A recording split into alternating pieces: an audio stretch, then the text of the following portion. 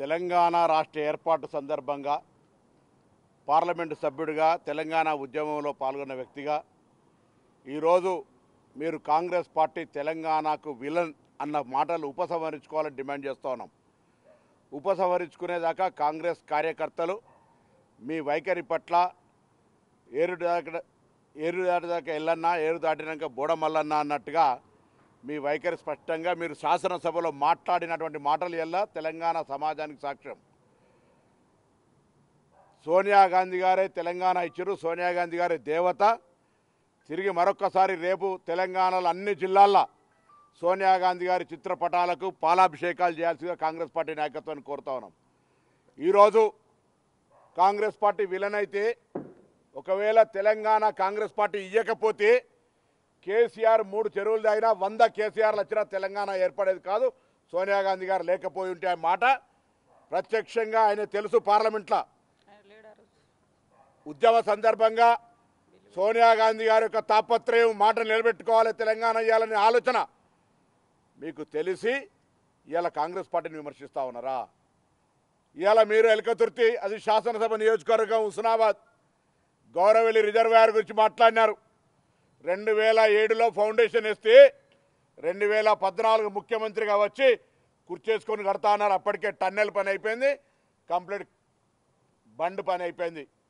ఇప్పటికి పని పూర్తి కాలేదని మీరే ఒప్పుకున్నారు. అంతేకాదు ఇలా ఆ ఎలకతుర్తి సాక్షిగా మీ నాయకులు అక్కడ పాపం మీటింగ్కు జనం రాకపోతే పోలీసుల మీద నెపన్నట్టు లేకపోతే మేము ఎక్కువ సతాయిస్తున్నామని చెప్పి మాట్లాడిన దయాకర్ రావు, పల్లా రాజేశ్వరరెడ్డిని పంపండి. ధాన్యం కొనుగోలు ప్రక్రియ ఎంత సాఫ్గా జరుగుతూ ఉందో, మీరు గతంలో తరుగు పేరు మీద ఏ విధంగా రైతులను మోసం చేసిండ్రో ఇలా రైతులకు మీరు ఆ ఎలకతుర్తి భీమదేవరల్లి ప్రాంతంలో దేవాదుల నుంచి నీళ్ళు ఇవ్వకపోతే మేము ఏ విధంగా నీళ్ళు ఇచ్చినామో చూపెట్టే ప్రయత్నం చేస్తాం.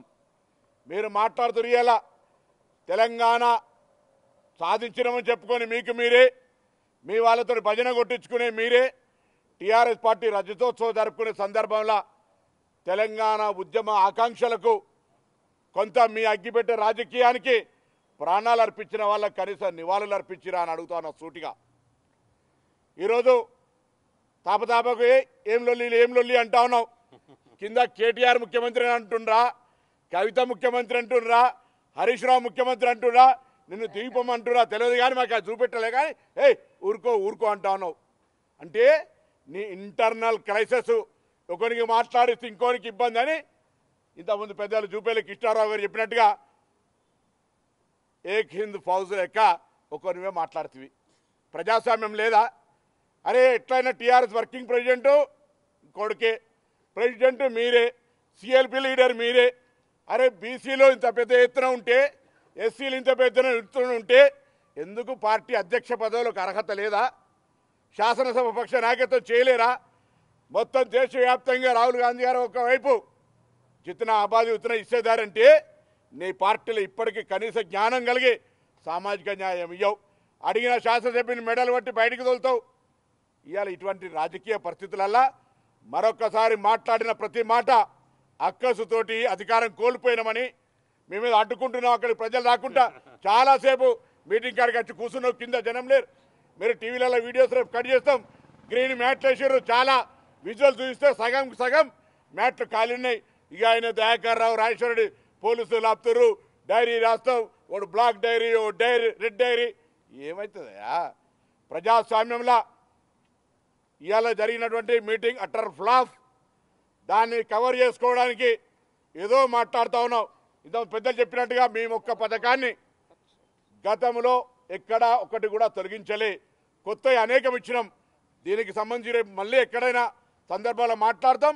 ప్రతిదీ కాంగ్రెస్ పార్టీ ప్రజాస్వామికంగా ప్రజాహితంగా చేస్తుంది. ఎవరికి కూడా ప్రజాహిత కార్యక్రమాలు, నిరసన కార్యక్రమాలు ప్రజాస్వామ్యంగా జరుపుకుంటే ఎక్కడ కూడా ఎవరికి అడ్డంకి లేదు అనే మాట కూడా ఈ సభ ద్వారా మా యొక్క ప్రజాపాలన యొక్క పరిపాలన మీకు కనిపించింది అనే మాట కూడా సందర్భంగా మనం చేస్తాం.